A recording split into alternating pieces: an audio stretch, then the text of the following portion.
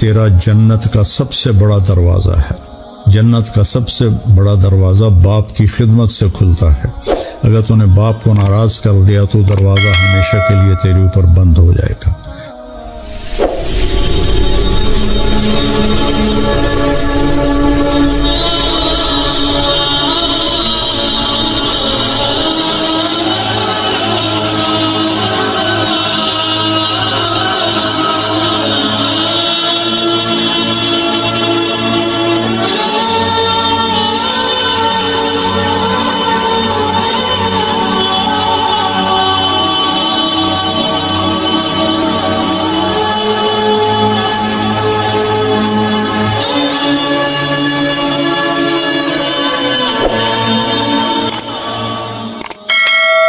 السلام علیکم ورحمۃ اللہ وبرکاتہ۔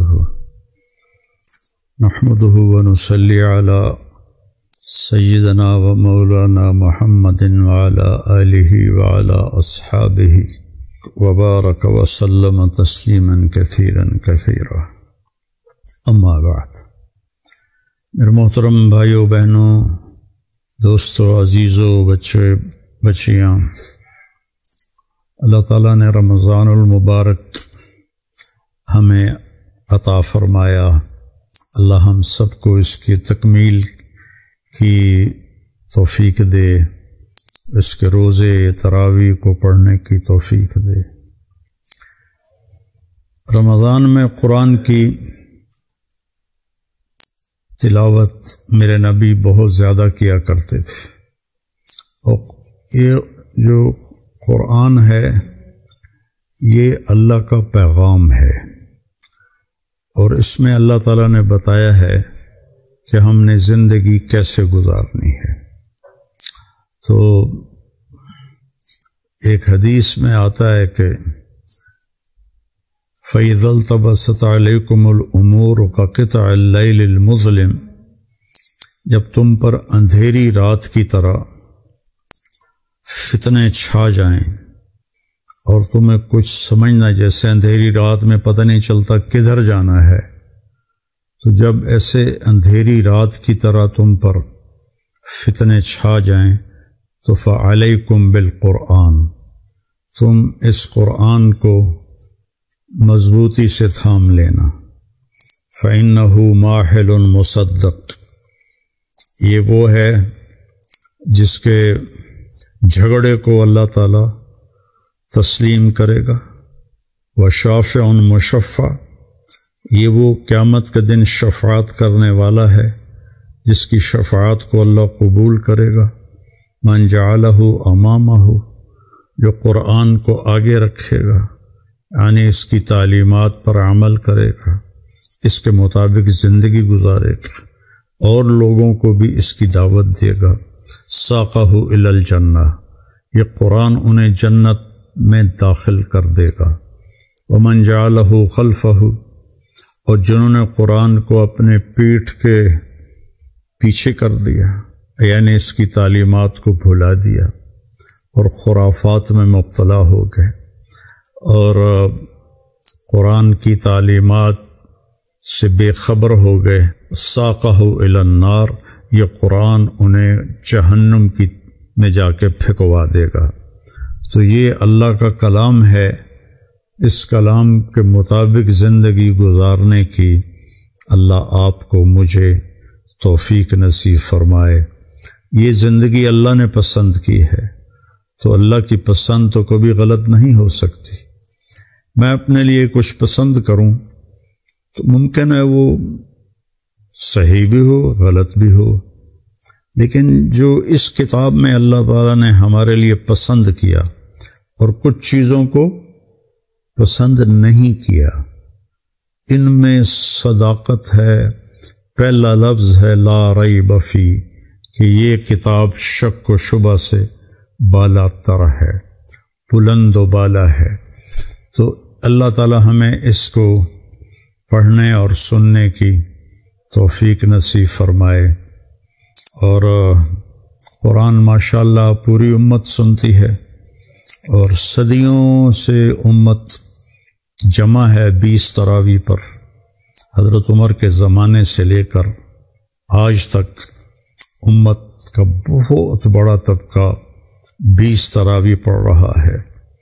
جن دوستوں کو کوئی عذر نہ ہو اور کوئی تھکاوٹ بیماری نہ ہو تو وہ 20 پڑھیں۔ بہت سے لوگ 8 پڑھ کے باہر نکل جاتے ہیں تو وہ اپنا نقصان کرتے ہیں۔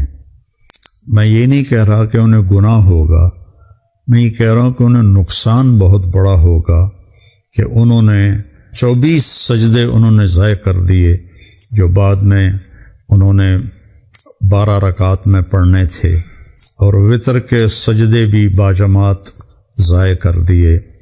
تو نوجوانوں سے، صحت مند لوگوں سے میری گزارش ہے کہ امت کا عمل 20 پہ رہا ہے، 20 پڑھنے کی ہمت فرمائیں۔ ہر سجدے پر ایک حدیث میں آتا ہے 1500 نیکی لکھی جاتی ہے، تو 20 کے 40 سجدے اور 15 چوکی 60,000 نیکیاں ہر بندہ گھر لے جا سکتا ہے۔ کسی کو عذر ہے، معذوری ہے، وہ 8 پڑھ لے، 10 پڑھ لے تو وہ کوئی اس میں گناہ نہیں ہے اللہ تعالیٰ، لیکن جتنی مشقت اٹھائیں گے اتنا ہی اللہ ہم پہ راضی ہوگا۔ تو رات 1.25 پارہ کی تلاوت کی گئی، تو اس میں سے میں نے 2 جگہ کا انتخاب کیا ہے آپ کو بتانے کے لیے۔ ایک تو دنیا سے متعلق ہے، ایک آخرت سے متعلق ہے۔ تو پہلے دنیا کی بات بتاتا ہوں۔ اعوذ باللہ من الشیطان الرجیم، بسم اللہ الرحمن الرحیم۔ وَإِذْ أَخَذْنَا مِيثَاقَ بَنِي إِسْرَائِيلَ لَا تَعْبُدُونَ إِلَّا اللَّهَ وَبِالْوَالِدَيْنِ إِحْسَانًا وَذِي الْقُرْبَى وَالْيَتَامَى وَالْمَسَاكِينِ وَقُولُوا لِلنَّاسِ حُسْنًا وَأَقِيمُوا الصَّلَاةَ وَآتُوا الزَّكَاةَ۔ تو اللہ تعالیٰ فرما رہے ہیں کہ جب ہم نے بنی اسرائیل سے یہ عہد لیا کہ اللہ کے سوا کسی کی عبادت نہیں ہے، لا جو ہے یہ سب کی نفی کر دیتا ہے، لا الہ الا اللہ۔ جو لا کہا وہ لا ہوا، وہ لا بھی اس میں لا ہوا، کل لا ہوا، جز لا ہوا، پھر کیا ہوا؟ اللہ ہوا۔ تو پورا قرآن بھرا پڑا ہے کہ صرف اللہ کی بندگی، اللہ سے مانگنا۔ ایاک نعبد و ایاک نستعین، سورۃ فاتحہ کی، قرآن کی پہلی سورت اور اللہ کے خزانوں سے خاص اترا ہوا کلام جو کبھی کسی نبی پر نہیں اترا۔ علماء فرماتے ہیں قرآن ساری آسمانی کتابیں اور چھوٹی کتابوں کا خلاصہ ہے، تورات، زبور، انجیل اور باقی جو نبیوں پر چھوٹی چھوٹی کتابیں آئیں، ان سب کا خلاصہ قرآن ہے، اور قرآن پاک کا خلاصہ سورۃ فاتحہ ہے، اور سورہ فاتحہ کا خلاصہ ہے ایاک نعبد و ایاک نستعین۔ یہ نعبدو کا و نستعینو کا بھی ہو سکتا تھا، تیری بندگی کرتے ہیں تو اس سے مدد مانگتے ہیں، لیکن اللہ تعالیٰ نے کاٹا لگایا، ایاک نعبد، صرف تیری عبادت اور کسی کی نہیں کریں گے، و ایاک نستعین، صرف تجھ سے مانگیں گے اور کسی سے نہیں مانگیں گے، کہ دینے والا، کرنے والا صرف اللہ ہے۔ انسان کتنے ہی عالی مقام پر پہنچ جائے، وہ انسان ہے، اسے موت آتی ہے، وہ دنیا سے چلا جاتا ہے، وہ ولی ہو، وہ امام ہو، وہ پیغمبر ہو، وہ رسول ہو، نبی ہو، اسے دنیا سے جانا ہے۔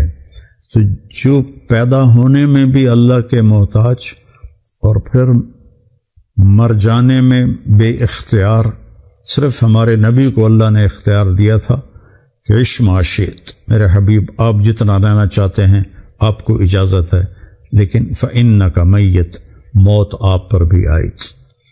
تو اللہ موت سے بھی پاک ہے، اللہ کو کسی نے بنایا بھی نہیں ہے، لم یلد ولم یولد ہے، اور اللہ پاک کے پاس ساری کائنات کے خزانے ہیں، اسے کہیں سے لینا نہیں پڑتا دینے کے لیے۔ تو یہ آدم علیہ السلام سے آج تک کی تعلیمات ہیں کہ بندگی صرف اللہ کی، لا تعبدون الا اللہ، نہیں کرنی عبادت سوائے اللہ کے، اور نہیں مانگنا ایاک نستعین سوائے اللہ کے۔ اور اللہ کے نبی کا اپنا عمل ہے کہ آپ اذا فزعہ امر اذا حزبہ امر فزع الی الصلاۃ، جب آپ کو کوئی مشکل پیش آتی تھی تو فوراً نماز پڑھتے تھے۔ تو 2 نفل پڑھو اور ہاتھ اللہ کے سامنے پھیلاؤ، دینے والا بے خبر نہیں، دینے والا بخیل نہیں، دینے والے کے خزانے کم نہیں پڑتے۔ اگلی بات فرمائی وبالوالدین احسانا، اور اپنے والدین کے ساتھ احسان کرو۔ ہر جگہ اللہ تعالیٰ نے احسان کا لفظ فرمایا ہے۔ احسان کا مطلب ہوتا ہے کسی عمل کو اس کے کمال درجے پر جا کے کرنا۔ تو والدین کی خدمت کا حق کوئی مرتے دم تک ادا نہیں کر سکتا۔ ایک شخص خراسان سے چلے، اپنی والدہ کو انہوں نے اپنی کمر پہ بٹھایا اور پیدل چلتے چلتے مہینوں میں وہ مکہ پہنچے، حج کیا، سارا والدہ کو کمر پہ بٹھا کے حج کے مناسک ادا کر کے عبید اللہ رحمۃ اللہ تابعین میں سے ہیں، ان سے پوچھا کہ یہ میں نے اس طرح عبید اللہ بن عمیر کہ میں نے اپنی والدہ کو اس طرح حج کرایا، کیا میں نے والدہ کا حق ادا کر دیا؟ تو انہوں نے فرمایا ولا طلقۃ واحدہ، اللہ اکبر، کہ بیٹا تیری ماں نے تجھے پیدا کرتے ہوئے جنتے ہوئے جو دردیں اٹھائی تھی نا، تو دردوں کی لہریں آتی ہیں، مردوں کو تو پتہ نہیں، عورتوں پہ گزرتی ہے، تو ہر لہر انتہائی تکلیف دہ ہوتی ہے، چیخیں نکل جاتی ہیں۔ تو کہنے کہ کئیوں کو گھنٹوں وہ دردیں لگی رہتی ہیں، تو نے ابھی تک درد کی ایک لہر کا بھی حق ادا نہیں کیا۔ یہی سوال حضرت عبداللہ بن عمر سے کسی نے پوچھا کہ میں نے ماں کو کندھے پہ بٹھا کے پیدل حج کروایا، کیا میں نے ماں کا حق ادا کر دیا؟ تو انہوں نے فرمایا ولا ظفرۃ واحدہ، تیری ماں تجھے پالتے ہوئے جو تھک تھک کے لمبے لمبے سانس لیتی تھی، اس میں سے ابھی ایک سانس کا بھی حق ادا نہیں ہوا۔ اور اللہ کے نبی کے پاس حضرت جبریل تشریف لائے تو آپ ممبر پہ چڑھ رہے تھے، تو آپ نے کہا آمین، پھر دوسرے پوڑی پہ قدم رکھا تو آپ نے کہا آمین، تیسری پہ قدم رکھا تو آپ نے کہا آمین۔ تو صحابہ نے پوچھا یا رسول اللہ یہ آمین آمین آمین کیا تھا؟ تو فرمایا جبریل میرے پاس تھا، اس نے کہا یا رسول اللہ جو آپ کا نام سنے اور آپ پہ درود نہ پڑے وہ ہلاک ہو گیا۔ تو میں نے کہا آمین۔ پھر جس نے رمضان کا مہینہ پایا اور اپنی بخشش نہ کروا سکا تو میں نے کہا آمین۔ پھر جو بوڑھے والدین جس کو ملے اور ان کی خدمت کر کے جنت نہ لے سکا وہ ہلاک ہو گیا تو میں نے کہا آمین۔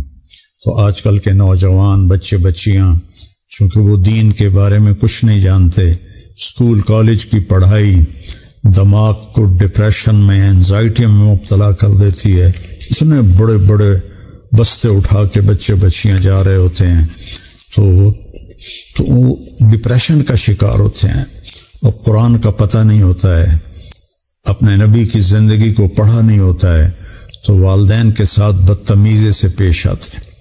میرے نبی نے فرمایا باپ تیرا جنت کا سب سے بڑا دروازہ ہے، جنت کا سب سے بڑا دروازہ باپ کی خدمت سے کھلتا ہے، اگر تو نے باپ کو ناراض کر دیا تو دروازہ ہمیشہ کے لیے تیرے اوپر بند ہو جائے گا، اور اگر خوش کر دیا وہ دروازہ تیرے اوپر کھل جائے گا۔ پھر فرمایا وذل قربا، اور رشتہ داروں سے بھی اچھا سلوک کرو، ان کی کمیاں کوتاہیاں برداشت کرو۔ میرے نبی کے رشتہ دار بنو ہاشم فتح مکہ پہ ایمان لائے سارے، اس سے پہلے سب اسلام سے دور رہے سوائے چند ایک کے، تو آپ نے اس کے باوجود ان کے ساتھ اچھا سلوک رکھا۔ اور جنگ خندق کے بعد جو اتنی خوفناک صورتحال تھی کہ وَإِذْ زَاغَتِ الْأَبْصَارُ وَبَلَغَتِ الْقُلُوبُ الْحَنَاجِرَ، جب آنکھیں پھٹ گئیں اور کلیجے اچھل کے منہ کو آ گئے، ایسی حالت ہوئی جنگ خندق میں۔ لیکن اس کے بعد مکہ میں قحط آیا تو ابو سفیان جو لشکر کا سردار تھا، آپ نے اس کو 300 دینار بھجوائے، بہت بڑی رقم تھی 300 دینار، کہ مکے والوں میں غلہ خرید کے تقسیم کرو، یہ میرے نبی کا عمل ہے۔ ہم چھوٹی چھوٹی باتوں پر سگے بھائیوں سے لڑے ہوتے ہیں، سگی بہنوں سے لڑے ہوتے ہیں، چاچے تائے ماموں خالہ پھوپھی سے لڑے ہوئے ہوتے ہیں، اور خاص طور پر رشتوں پہ ایسے قطع تعلق ہوتا ہے کہ مرتے دم تک ایک دوسرے کو سلام نہیں کرتا۔ میں نے رشتہ مانگا بہن سے، اس نے رشتہ ہی نہیں دیا، میں نے بھائی سے رشتہ مانگا بیٹے کا، اس نے رشتہ ہی نہیں دیا۔ رشتے تو آسمانوں پہ طے ہوتے ہیں، چھوٹی چھوٹی باتوں پہ لڑنا نہیں، ان کے ساتھ بھی اچھا سلوک کرنا ہے۔ پھر فرمایا والیتامى، اور یتیموں کے ساتھ بھی اچھا سلوک کرو۔ میرے نبی خود یتیم ہیں، یتیم تھے، یتیم کے طور پہ پرورش پائی۔ یتیم کے سر پہ کوئی ہاتھ رکھے تو جتنے اس کے سر کے نیچے بال آ جاتے ہیں اتنی اس کی نیکیاں لکھی جاتی۔ اور آپ نے فرمایا جس نے 4 یتیموں کی پرورش کی وہ ایسا ہے جیسے ساری رات کا تہجد پڑھنے والا، سارے دن کے روزے رکھنے والا، اور سارے دن رات کا ذکر کرنے والا، اور ساری زندگی اللہ کے راستے میں جہاد کرنے والا۔ اتنے بڑی فضیلت سنائی 4 یتیموں کی پرورش پر۔ تو یتیموں کے ساتھ والمساکین، مسکین اسے کہتے ہیں جس کے پاس کچھ بھی نہ ہو، فقیر اسے کہتے ہیں کہ جس کے پاس کچھ ہو مشکل سے گزارا ہوتا ہو، اور مسکین اسے کہتے ہیں کہ جس کے پاس کچھ بھی نہ ہو۔ مسکین سکانہ سے ہے، ٹھہر جانا، جس کی زندگی ٹھہر گئی ہو، اس کے پاس کچھ بھی نہ ہو۔ تو یہ بنی اسرائیل سے اللہ کہہ رہا ہے، اور ہمیں بھی قرآن میں بار بار اللہ تعالیٰ نے فرمایا ہے۔ اور اگلی بات فرمائی وَقُولُوا لِلنَّاسِ حُسْنًا، سبحان اللہ، اور لوگوں سے خوبصورت لہجے میں بات کرو۔ یہ میں نے رمضان سے پہلے بھی بات کی تھی کہ میٹھا بول میرے نبی کی سنت ہے اور میرے اللہ کا حکم ہے۔ کڑوا لہجہ، بدتمیزی کے ساتھ بولنا اور بے ادبی کے ساتھ بولنا، نہ یہ اللہ کو پسند ہے، نہ اللہ کے نبی کو پسند ہے، نہ یہ دین میں اس کی اجازت ہے، نہ یہ شریعت کا طریقہ ہے۔ یہ نفس کی شرارت ہے کہ اپنے بول کو اپنی بات کے لیے اتنا اونچا کر لینا کہ اس میں کڑواہٹ آ جائے، اس میں بدتمیزی آ جائے، اس میں گستاخی آ جائے، اس میں بے ادبی آ جائے، اکابرین امت کے بارے میں نازیبا الفاظ آ جائیں، یہ سب کچھ برباد ہو جاتا ہے، کچھ بھی پلے نہیں رہتا۔ با ادب با نصیب، بے ادب بے نصیب۔ وقولوا للناس حسنا، میٹھے لہجے میں بات کرو، خاص طور پر ماں باپ سے، خاص طور پر بیوی سے، بیوی خاوند سے، میاں بیوی اپنے بچوں سے، بچے اپنے ماں باپ سے، بہن بھائی آپس میں، پڑوسی سے، دوستوں سے، غیر مسلم سے۔ جس سے اختلاف بھی ہے تو اس کے بھی آداب ہیں۔ اختلاف پر کتنی کتابیں لکھی پڑی ہیں کہ اختلاف کرنے کے آداب کیا ہیں۔ تو میں خاص طور پر مناظرین سے کہتا ہوں جو یوٹیوب پر مناظرے کیے جا رہے ہیں، اوروں کو اس طرح سے جھٹلاتے ہیں کہ جیسے وہ انسان ہی نہیں ہیں، تو وہ اللہ کے واسطے اختلاف کے آداب پڑھ لیں کہ اختلاف کے آداب کیا ہیں، ورنہ کیا کرایا سارا ضائع ہو جائے گا۔ وَهُمْ يَحْسَبُونَ أَنَّهُمْ يُحْسِنُونَ صُنْعًا، وہ یہ سمجھتے رہے کہ ہم تو بڑا اچھا کر رہے ہیں، آگے دیکھا تو پیپر ہی خالی ہے۔ تو قولوا للناس حسنا، اپنے ماں باپ، اپنے والدین، اپنے بہن بھائی، اپنی بیوی کے لیے خاوند، ان کے لیے بہترین سلوک کرو، بہترین لہجے میں بات کرو، اونچے لہجے میں ان سے بات نہ کرو کہ خاص طور پر میرے مالک نے رشتہ دار اور والدین اور میاں بیوی ان کے بارے میں اور اولاد بہت تاکید فرمائی ہے۔